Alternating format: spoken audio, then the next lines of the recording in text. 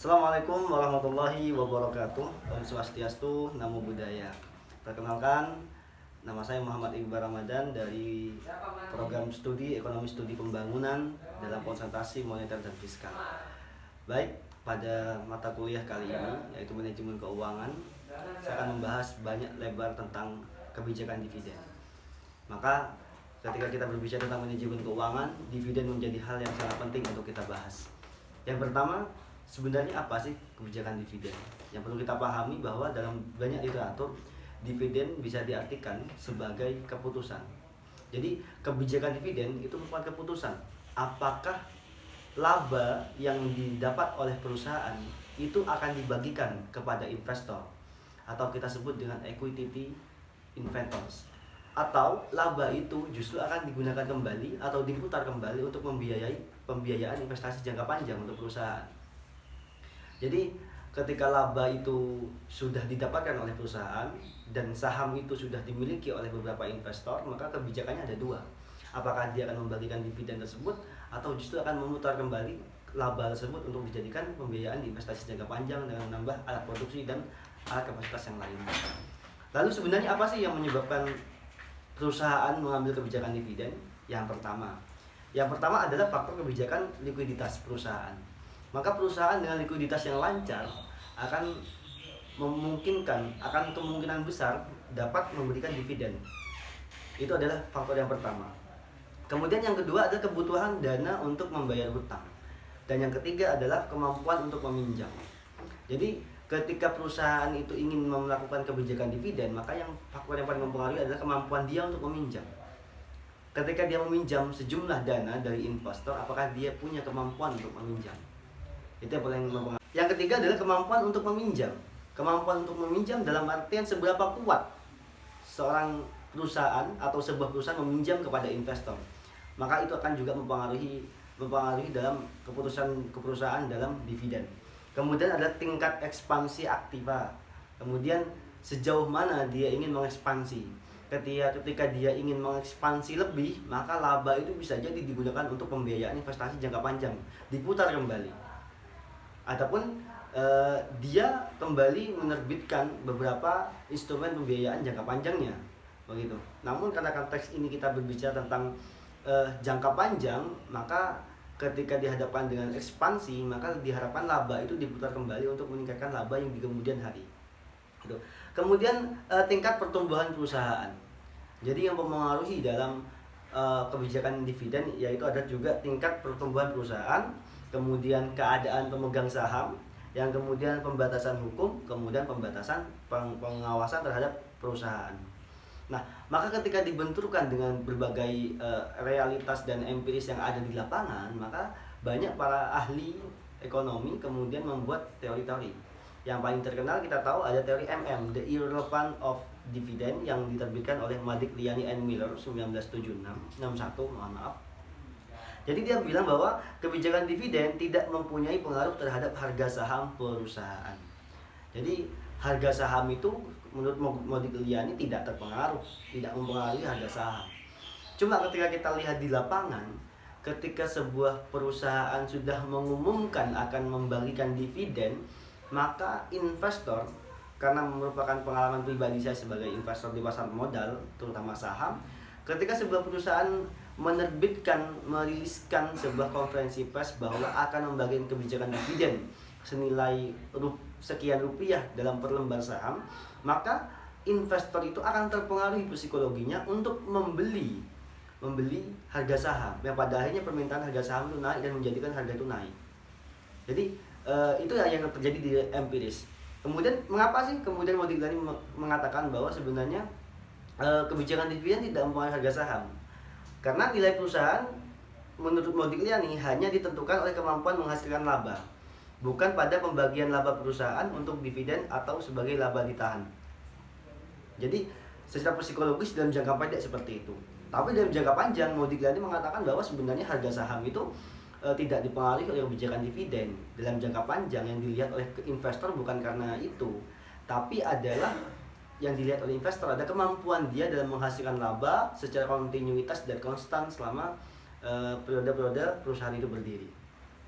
Kemudian ada juga The Bird in the Land of Theory. Ini dipopulerkan oleh The Linter 1962 dan kemudian disempurnakan juga oleh Gordon 1963. Katanya bahwa investor menyukai dividen yang tinggi, itu pasti. Karena pengalaman pribadi saya sebagai investor di pasar saham, ketika sebuah perusahaan menerbitkan kebijakan dividen yang tinggi tiap sahamnya, maka saya otomatis akan membeli perusahaan itu. Karena itu merupakan uang gratis. Begitu. Dan ini adalah mindset trading atau trader. Maka ketika investor itu sebenarnya yang dilihat adalah bahwa hampir semua investor itu suka pada kebijakan dividen yang tinggi, begitu. Kemudian karena dividen yang diterima seperti burung di tangan yang risikonya lebih kecil atau mengurangi ketidakpastian dibandingkan dengan dividen yang tidak dibagikan, kelompoknya yang setuju dengan teori The Bird in the Land of Theory ini berpendapat bahwa peningkatan dividen akan meningkatkan harga saham yang selanjutnya berdampak terhadap nilai perusahaan. Karena kebijakan dividen itu ibarat burung, gitu. Daripada tidak dibagikan dan tidak ada kepastian, maka lebih baik ada dividen walaupun kecil. Cuma secara psikologis bahwa investor akan menyukai dividen yang besar, seperti itu. Itu teori yang kedua.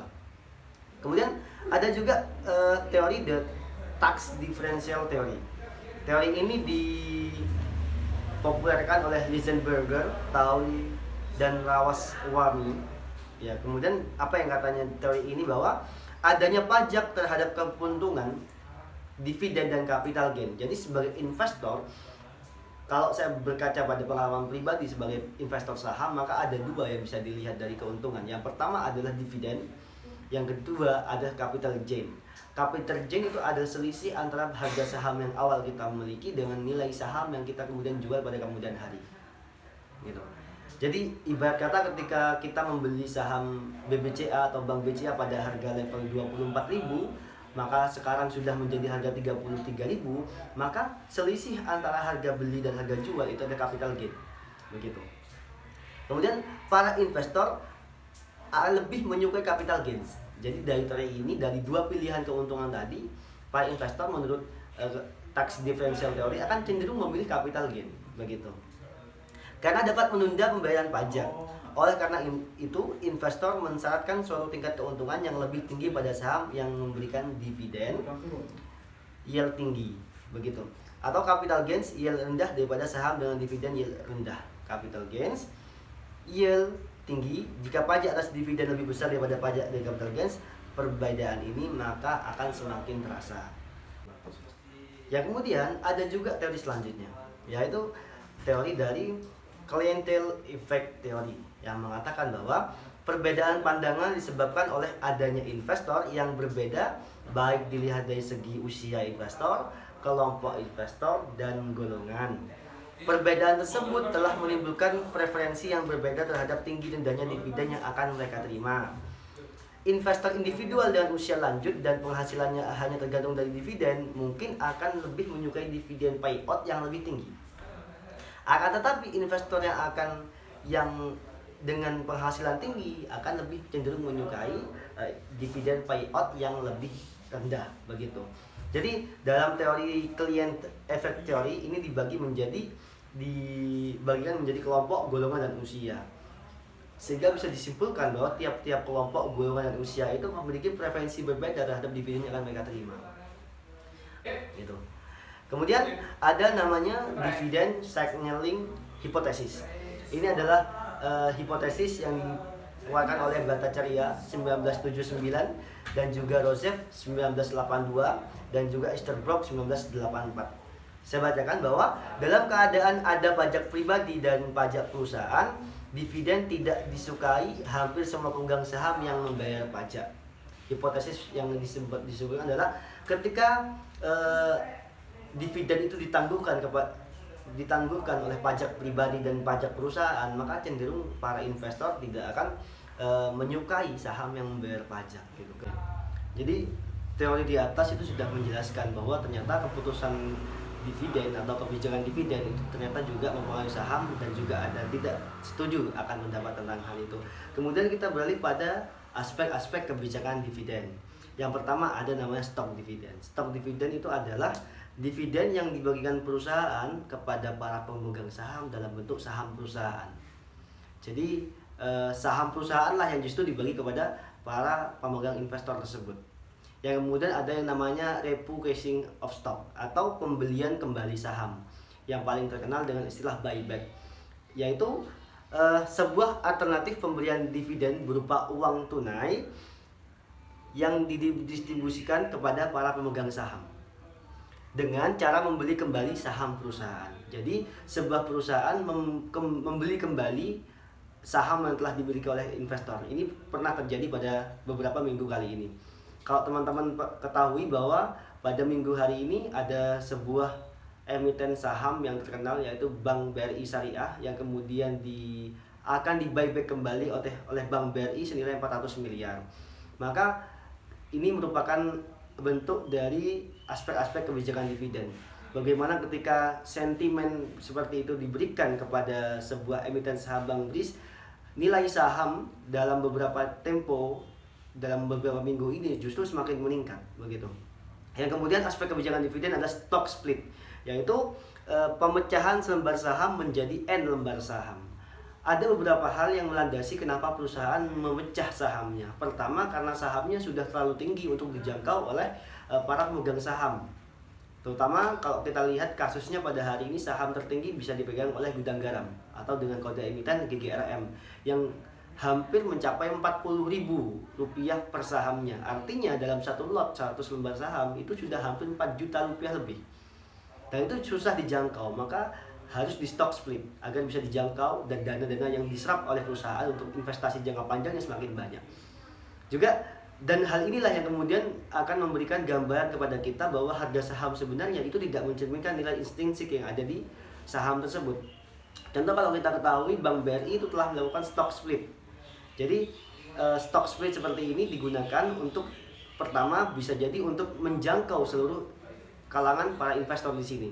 Contoh, Bank BRI sebelum stock split itu harga sahamnya menjadi Rp20.000, kemudian di stock split menjadi 1:5 rasionya, maka harga saham BRI hari ini mulai 40 ribuan. Sehingga kepemilikan saham dari investor yang semula menjadi satu lot cuma punya 2 juta, maka ketika di stock split maka dia sudah punya 5 lot. Karena pemecahan tersebut otomatis dividennya akan mengikuti dan semakin mengecil tentunya ketika di stock seperti itu. Dan inilah merupakan aspek kebijakan dividen. Kemudian jenis-jenis dividen ini. Jadi ketika kebijakan dividen telah ditetapkan, apakah dividen itu berbentuk seperti apa? Maka pertama ada dividen tunai. Dan dividen tunai ini adalah yang paling kita sering temui dalam realita kita di pasar modal Indonesia, bahwa banyak para perusahaan yang kemudian dalam kebijakan dividennya lebih memilih untuk membagikannya dengan uang tunai. Contoh yang kemarin, ada Bank BCA yang mengumumkan dalam RUPS-nya bahwa akan membagikan Rp98 per saham. Artinya kalau teman-teman punya saham satu lot BCA, maka akan mendapatkan 9.800 dikalikan dengan jumlah lot yang teman-teman miliki.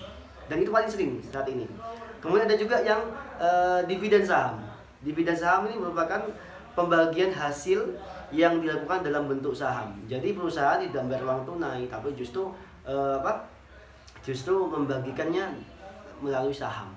Jadi sahamnya yang dimiliki oleh investor juga bertambah dengan ini. Kemudian juga ada dividen properti. Dividen properti ini hampir saat ini kita tidak pernah temui, bahwa merupakan pembayaran dividen melalui aset aktiva selain kas. Ini dilakukan oleh perusahaan karena perusahaan terkadang mengalami kekurangan kas untuk membayar dividen tunai. Maka ketika opsi untuk membayarkan dividen dalam bentuk tunai tidak terpenuhi atau tidak disanggupi oleh sebuah perusahaan, maka perusahaan dapat membagikannya dengan selain kas, yaitu bisa aset properti begitu. Dan ini merupakan kasus yang sangat jarang di Indonesia, terutama di pasar modal selama beberapa tahun terakhir. Kebanyakan dalam bentuk tunai dan juga bentuk saham. Kemudian dividen scrip. Apa itu? Dividen yang dibayarkan dengan cara penulisan surat janji hutang perusahaan kepada pemegang saham. Jadi apa penulisannya? Menyatakan untuk pelunasan atau pembayaran hutang yang sudah dijanjikan dengan menggunakan waktu yang sudah dijanjikan. Dalam artian bahwa perusahaan itu belum bisa untuk membayar dividen yang telah ditetapkan pada saat itu juga. apabila ada dividen, ataupun jika tidak berarti dividen itu kan dialihkan untuk perputaran kembali investasi dalam perusahaan tersebut gitu. Dan ini biasanya ditunda-tunda sesuai dengan waktu yang dicatatkan dalam surat janji hutang tersebut. Kemudian ada dividen likuidasi. Dividen likuidasi adalah sama dengan pengembalian modal dari perusahaan kepada pemilik saham. Jadi likuidasi bisa berbentuk macam-macam, tapi paling umum kita temukan dengan dividen berbentuk tunai begitu. Nah, ini yang menjadi banyak jenis-jenis dari dividen tersebut. Cuma yang perlu kita studi kasus pada hari ini, apakah kemudian dividen, kebijakan dividen itu justru mempengaruhi aset atau harga saham itu sendiri? Maka teori yang paling relevan dengan realita pada saat ini, kalau kita dalam jangka panjang, bahwa dividen itu tidak mempengaruhi terhadap harga saham tersebut begitu. Karena memang yang mempengaruhi harga saham itu atau nilai sahamnya justru bukan karena dividen, tapi karena kemampuan sebuah perusahaan dalam menghasilkan laba. Percuma ketika dividen tinggi tapi kemampuan menghasilkan laba tiap periode secara kontinuitas malah menurun, justru akan merusak reputasi itu sendiri. Nah, makanya ada beberapa investor yang kemudian dibagi menjadi beberapa tipikal. Ada tipikal orang yang tidak suka dengan dividen, karena ada beberapa orang yang menganggap bahwa sebenarnya dividen itu tidak terlalu berpengaruh, dan ini juga masuk dalam teori the irrelevance of dividend, yang dikemukakan oleh yang saya sebutkan tadi pada 1961, bahwa sebenarnya tidak terlalu berpengaruh begitu. Cuma karena ini psikologisnya pasar saat ini selalu dinamis, ketika kebijakan dividen itu sudah ditentukan berapa rupiah, maka saya ulangi kembali bahwa investor pasti akan membeli. Siapa sih investor yang tidak mau uang gratis yang dibagi oleh perusahaan? Contoh, ketika ada perusahaan dengan emiten logo kode seperti ini menerbitkan saham sekian rupiah, maka otomatis dia akan berbondong-bondong untuk membeli saham itu, karena ada uang gratis di situ. Artinya ketika permintaan dalam jangka pendeknya sudah banyak, maka harga saham akan naik gitu. Yang kemudian dalam jangka panjang ditentukan oleh kemampuan kinerja fundamental dari perusahaan itu sendiri. Jadi inilah yang dimaksud dengan kebijakan dividen. Jadi cukup itu saja yang bisa saya sampaikan. Mohon maaf apabila ada kekurangan. Hadanallahu wa iyyakum. Assalamualaikum warahmatullahi wabarakatuh.